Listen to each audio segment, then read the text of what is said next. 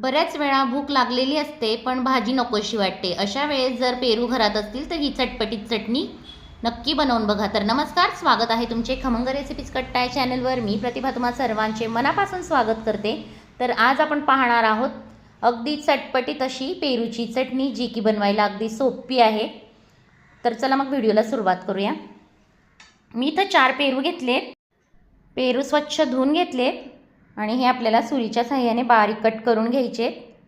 अशा प्रकारे मागचा पुढचा भाग काढून हे आता आपण चिरून घेणार आहोत. तर ह्याच्या आपल्याला बारीक बारीक फोडी करून घ्यायच्या आहेत. अगदी झटपट ही भाजी तयार होते.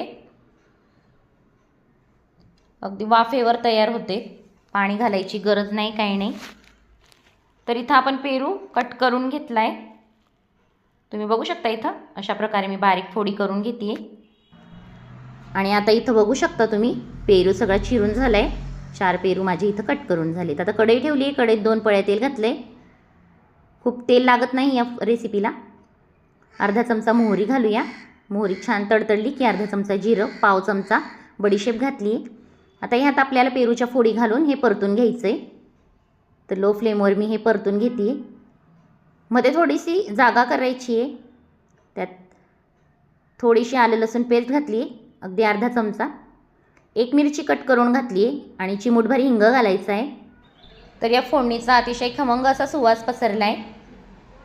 तेल छान गरम झाल्यावरच मोहरी, जिरे आणि बडीशेप घातली होती आणि आता हिंग घातला आहे. तर हे छान असं परतून घ्यायचं आहे आपल्याला लो फ्लेमवरच 1 मिनिटभर. आता यात घालूया आपण पाव चमचा हळद, 1 चमचा बॅडगी मिरची पावडर, चवीनुसार मीठ आणि 2 चमचे बारीक कट केलेला गूळ घातला आहे. व्यवस्थित मिक्स करून घ्यायचं आहे. छान मिक्स झालं की लो फ्लेमवर आपल्याला याची एक वाफ काढून घ्यायची आहे. तर 5 ते 6 मिनटं हे आपण लो फ्लेमवर झाकून ठेवणार आहोत. पेरू लगेचच शिजतो. तर अशा पद्धतीने तुम्ही इथं बघू शकता. आता यात घालायची आपल्याला कोथिंबीर. त्यासाठी मी थोडीशी बारीक कट केलेली कोथिंबीर घालते आहे. व्यवस्थित मिक्स करून घेऊया.